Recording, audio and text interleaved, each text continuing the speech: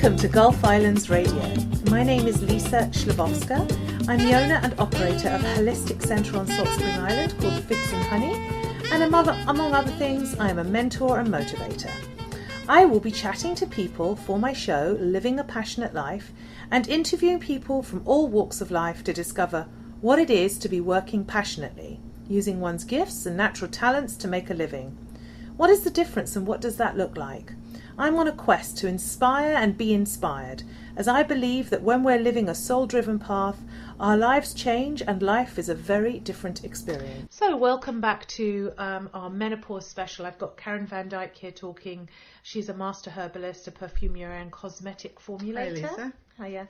And I'm Lisa Schlabowska, owner of Figs and Honey Beauty Therapy and Healing Arts. I'm a holistic healer and a holistic skin therapist, a mentor and a coach. We're here to continue our discussion about menopause.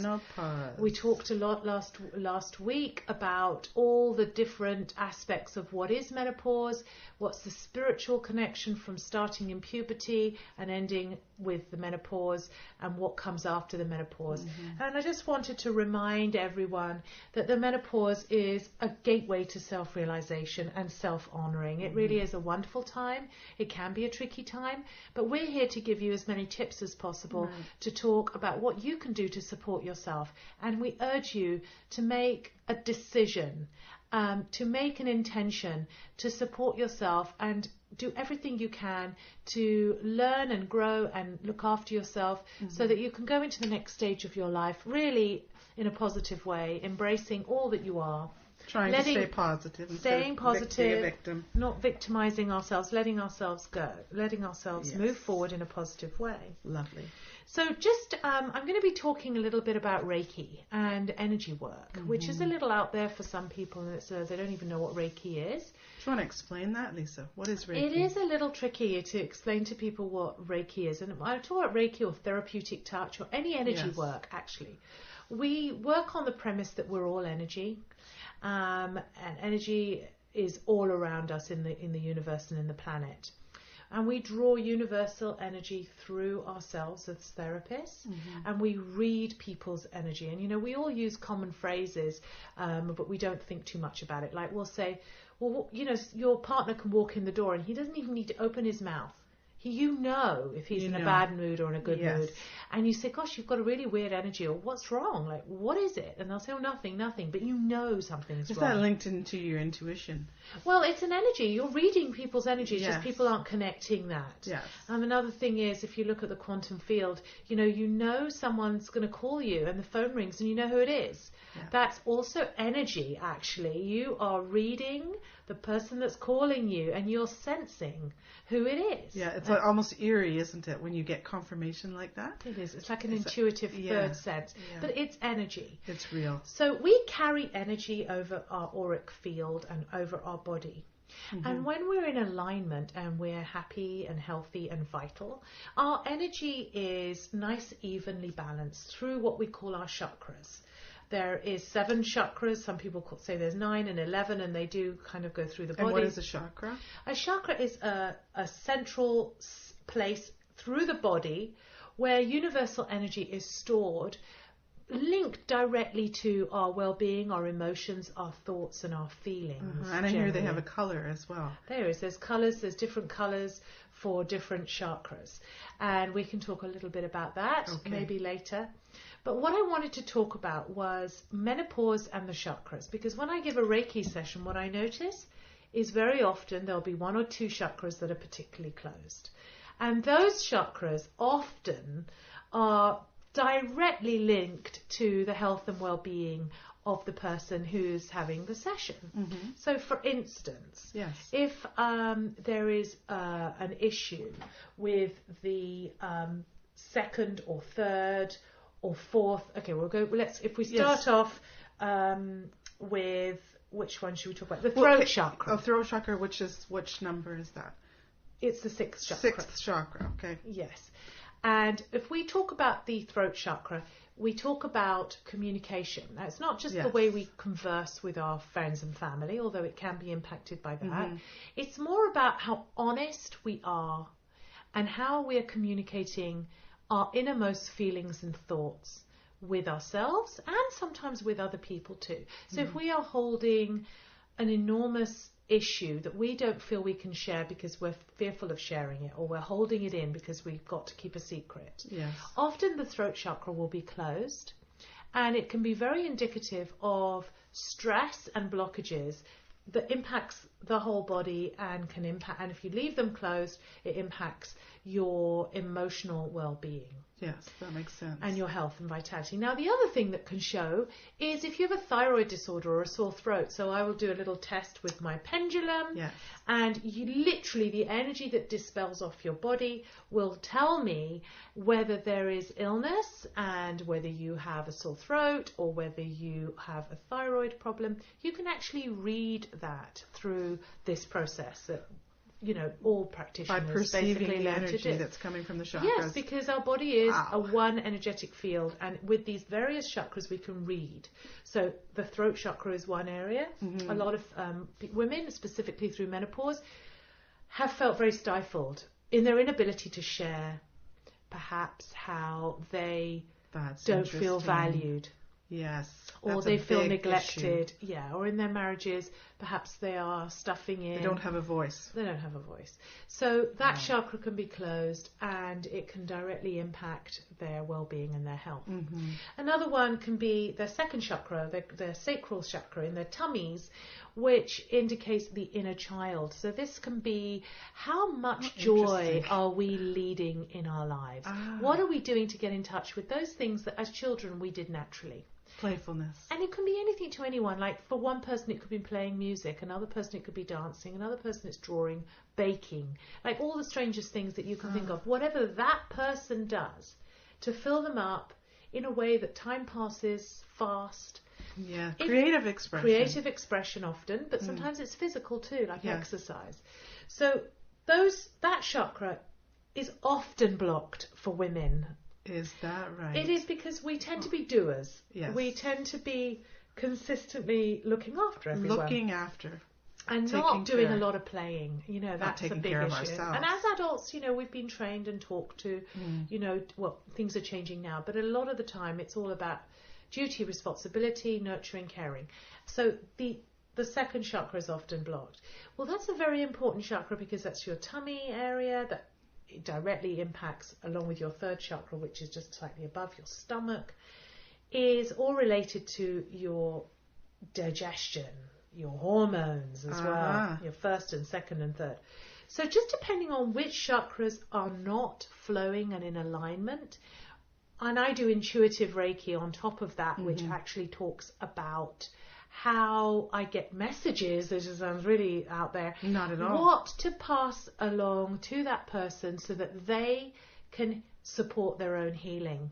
So if, let's say, the throat chakra is closed, very often it'll be a communication thing. So journaling, if you can't speak to your deceased father and tell them how sad you feel about the way you were treated as a child, or if you were abused, or you know, not even anything as serious as that. Something just perceived as even how you miss them, and you love them, which can affect your heart chakra too.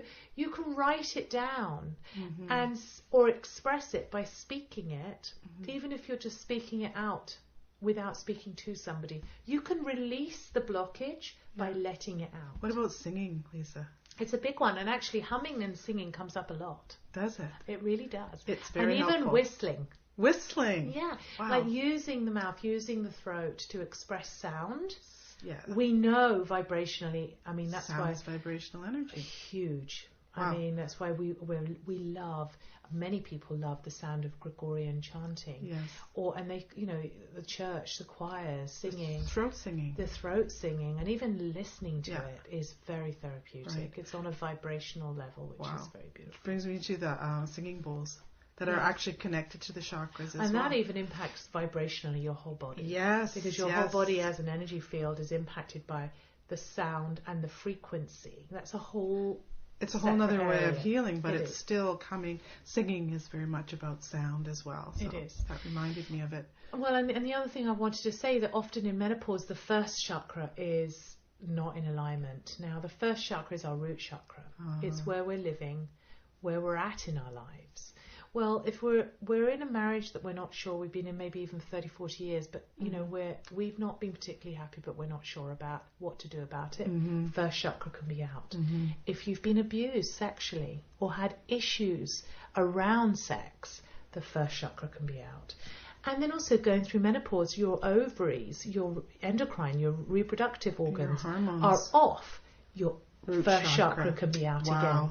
So when you do Reiki, we balance those out. We give people tools to take away to keep those chakras open. So you read it, but you also are treating it through the Reiki? Yeah, you do. You draw energy, and I put my hands over a person, and we literally shift energy around. Get these intuitive messages to tell the people what they need to do to keep those areas open so that when they leave, they can heal themselves. Now, I've had Reiki with you, Lisa, and it was an incredible experience for me. And I know that by opening the chakras, I experienced a great deal of emotion. Does that happen quite often when you're working with the chakras? Oh, and it's the greatest healing, because what happens is we leave a gateway, an opening for us to get in touch with pain and sadness. And we all avoid it like the plague because we don't want to go there. We don't want to feel the sadness because we dread it. We associate being sad with being depressed and going downhill and not being able to function. But actually, just acknowledging the emotion and getting in touch with what is triggering us, depending on which chakra has triggered you. Yes. So if it's the heart chakra, let's say it's a broken heart. Often it is death, bereavement, divorce. It will open up a whole set of emotions, but in a very safe place and in a way that gets you to get in touch with it. As soon as you get in touch with it and you acknowledge it, that's all the soul wants. Yeah, amazingly, that's all the soul wants. You become an instrument to move forward and heal. Just the acknowledgement is an opening for healing. So it's enormously liberating to be able to get in touch with those emotions, and those are wonderful moments in a Reiki session when you can actually get in touch. This is so important, because what you're talking about is not overriding the shadow parts, the difficult parts, the painful parts. It's about getting in touch with them and acknowledging them as part of your spiritual growth. And I think that is such an important point in this world of, affirmations and stay on the sunny side, that we acknowledge that the way to true enlightenment is through the dark and the light. And recognizing and allowing ourselves expressing to feel it. them. And menopause is a time to get in touch with all these feelings. If you can be brave, and you can be bold. If you have avoided these feelings, it's going to be more intense. If you've already allowed in your monthly cycle the opportunity to get in touch with these emotions on a monthly basis, you've often kind of dealt with it by chipping away and being in touch with it. But it's never too late, is it? It's never too late. No. But it can be more intense over menopause. So it's probably even more important to get in touch with our feelings and emotions and recognize them, and then give ourselves a little compassion and kindness. Yes, be gentle. Be I very wanted to pick gentle. that up when you were talking in the last show about skincare. How important it is to be gentle with ourselves, not only physically but emotionally. I agree. And the thing is, if you find yourself being a judgmental person, as we all do sometimes. We all do, but some people even more than others, it's a direct indication that we're very judgmental of ourselves. If you find yourself criticizing other people's bodies, criticizing other people's attitudes, criticizing other people's behaviors constantly, in fact, it's a reflection of how hard we are on ourselves and how much we have avoided doing certain things to make ourselves feel like we're better than other people, or feel better about ourselves. It's like the mirror is there. The universe is putting the mirror up for us to have a really good look at ourselves and see ourselves. Right. And menopause is that time. It's so that time. So these are just little clues to help anyone out there going through menopause who perhaps has been very judgmental, who perhaps has shut down their emotions and has allowed themselves to go there. Or to speak. My urge to you is not to fear your emotions, to get in touch with them and honor them. Feel it all. This is part of life. Allow yourself to go right into it. Yes. And then once you've done that and you feel that you've really connected, you'll find a huge shift happens. Liberation? There's liberation and there's healing. I think one thing that I wanted to add to that is that it can be confusing, when you finally do get in touch with your emotions. It can be a little overwhelming and confusing, and that's okay. It's okay to be confused. It's not about, you don't have to get results immediately sometimes. You can just open the door and open yourself to possibility, and you don't even have to know where you're going, but you're on the road. And I think this is revolutionary what you're talking about here today, because we haven't thought of menopause this way. So many women that I saw in the pharmacy saw menopause as a negative experience. And you are bringing this forward as a positive experience and an opportunity for growth and change. It is. It's an opportunity to connect with spirit. Yes. To really honour and respect and love ourselves as we are, as beautiful individuals put on this planet to live our lives. We aren't here by accident. We were born through a very intricate process. A miracle, really. It's a miracle. We're all miracles. And for all the skeptics out there, I do urge you to take into the big picture. We are human beings sitting on a planet, spinning in outer space. Yes. We are in a miracle. Huge universe. We are a miracle. This stuff is not that weird, actually. No. So just to get a little perspective here and a little understanding of our minuscule lives, for centuries human beings have been living, minuscule amount of time compared to the planet and the universe. Yes. Why aren't we making our human experience more in touch, more perfect, recognizing our own magnificence, recognizing the beauty that we have within us? Yeah. Yes, because there's no accident. Every single person has been born for a reason. We serve, we're love. All connected. We're all connected. And with nature and with animals. I really do feel that. I do feel that with animals as well, and with plants, actually. Yes, we do. Yeah. And that's where I think plants help us to get back on track. I always say plants give us the air that we breathe. They give us oxygen, and we give them the air that they breathe. So we give them CO2. We're symbiotic in our relationship. We're connected to everything. The oceans, the plants, the animals, each other. And we just haven't acknowledged it. Mm-hmm. This is a great conversation, Lise. Well, we're talking about the menopause, and we're talking about the mind, we're talking about the body, and now we've just talked about the spirit. Yes. So just we've got a few minutes left. We want to talk a little bit, just going back. I feel like it's kind of almost insignificant talking about collagen and skin and all that. I think it's important though, because there is a little bit of misinformation out there that we discussed earlier. Okay, so let's talk a little bit towards the end of this show, a little bit about, because we all recognize that when we feel good about ourselves, when we look and feel good, in whatever context that is to each person, we radiate a true sense of ourselves, whatever that is. So in feeding ourselves healthy food, in putting healthy skincare, and having good an exercise regime, we're aiming to shine at our highest vibration, if you like, and to be our biggest selves out there. Yes. When it comes to our skin, it can be very depressing, because our skin can make us feel old and look old, and can take us backwards. So just going back a little bit to that, and collagen, which is something I really do want to talk about, because we end up thinking, because we're marketed to, that you can put collagen into your skin and look young.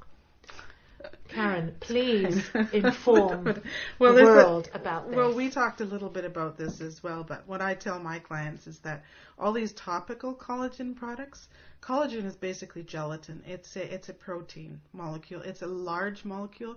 It doesn't penetrate through the surface of the skin. So putting protein on your skin, the collagen, it doesn't do anything. Taking it internally, which is basically, we were talking about beef broths, or you can buy bovine collagen. Most collagen, I think pretty much all the collagen on the market comes from beef. So you can take it internally, it'll be a good solid protein, but is it going to go to your face and plump it up? Well, not necessarily. No. It doesn't always go to exactly where you want it to go. But there are a few things that we can do to improve the collagen in our skin. One of them is to take enough silica. Silica is kind of like the fiber in in plants and vegetables and fruits. You can take silica. It'll help with the connective tissue, so the elastin and the collagen that sort of are married in the skin. The elastin holds the collagen in place. So taking silica will give that elastin a real good boost. So you can take silica as bamboo, as horsetail, or diatomaceous earth. Those are 3 great sources of silica. Is that like ingested as a supplement? Yes, or, yeah. You can take it as a I know supplement. you've got it in quite a few of your products. I do. We have it topically as well. Okay, great. And then there's the other thing I wanted to mention, which directly boosts the production of collagen in your body. 2 things. One is called silicea, which is it's a quartz in a colloidal suspension. So it's silicic acid, basically. So your body, you can put silica into it, or you can stimulate your body to make its own. So by using silicic acid, which is this quartz in a colloidal suspension, your body is triggered to form its own silica. Which How would you do that? collagen. Is it a supplement? It's a supplement that comes from Germany. It's called balsa silica. Then there is another thing that has come to my attention recently called pycnogenol. It's maritime pine bark. It has to be maritime pine bark, called pycnogenol. And the clinical studies are showing that it stimulates the production of collagen up to 70%. So it's a study that you might want to look at. Google it. You'll find the results. So that's sold usually in health food stores, maritime pine bark, pycnogenol. And those 2 things. And then the third thing that I would add would be the gamelinolenic oil, so the borage oil. Those 3 things will give you some increased opportunities to produce collagen and elastin and hold moisture in the skin. Wonderful. Well, I mean, I think there's a lot of information there. Karen does formulate and make beautiful products at the Organic Skin Creamery in Victoria, and you can Google her. I sell her products under Figs and Honey at my centre. And 3 lines. I do 3 lines, yeah. I do a therapeutic skincare line, and an acneic line, and a mature skincare line for people going through menopause. Yes. And they're aromatherapeutic to aid sleep, balance hormones. They're food for the skin. Whole food. They're whole food. So we're fairly, I would say, informed in this particular area. Yes. Anyway, we are grateful for your time to listen to us today. Thank you for that. We wish all of you going through menopause, or knowing anyone who's going through menopause, the best possible process and the best time of your experience, so that you can come through it shining your light and being the beautiful you that you should be and you deserve to be. And know that we women are all standing with you. We're all going through this together. Yes, we are. I have some competitions happening at my centre. Visit www.figsandhoney.com to enter competitions for free facials and Reiki treatments. And those will be happening all through January. And there's talks and things happening here on the island. It's fabulous. Okay, well, thank you very much, Karen. This has been a wonderful chat. Yes. And the next chat we're going to be talking, we'll maybe come back, we'll see, talking all about acne and pubescent acne and menopausal acne, because actually we didn't even talk about that. We didn't touch it, but again, it's the hormones. It is the hormones, yes. So it relates to all the balancing that we were talking about. Okay, thank you. Have a lovely day. Have a good day. Bye. Bye. The preceding podcast was brought to you by Figs and Honey Organic Beauty Therapy, where radiant, healthy skin is our passion, 100% naturally.